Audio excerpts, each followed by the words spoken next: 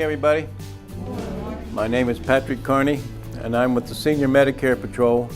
And that is Joanne Friend. She's our volunteer coordinator, and she's helping me today to get set up and bring you this information about Medicare fraud.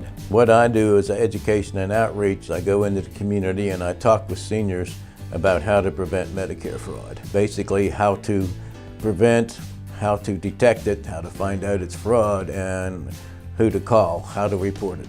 Medicare fraud comes in many different ways, and I'm here to tell you a little bit about them today. Most Medicare fraud is perpetrated by individuals in the medical profession. Either they be doctors, nurses, or technicians of some type. What the doctors do is they start billing for all kinds of services that are not being provided. These are usually fake clinics that are set up ahead of time for bilking Medicare. The numbers are alarming. Last year there was 400 individuals arrested. They bilked Medicare out of $1.3 billion.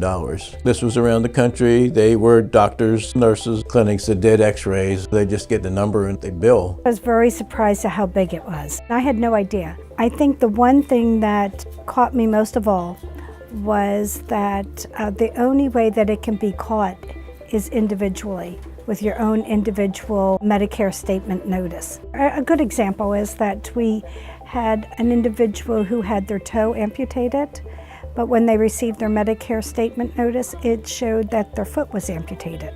Now that could just be wrong coding by the doctor, so that's where you would start. From there, if they don't change it or are unwilling to change it, then you would call the Senior Medicare Patrol. To me, that's why it's so important to go out and educate Medicare recipients on the importance of them to check the Medicare statement notice to make sure that what the doctor charged them for is correct on there. Unfortunately, Medicare only sends the statements out every quarter, so it could be 3 months between the time they went to the doctors and the time they see the statements. So we always advise people to write down what happens at the doctor's office, so you can remember when you get your statement and to check it out against what happened. One of the things that we do hand out during the presentation is a healthcare journal.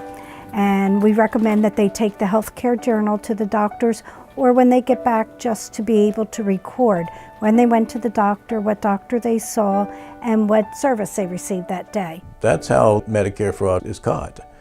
It's only caught by the beneficiaries because they're the ones that get those statements every quarter that says what services they got. I believe that the response that I received back is very positive.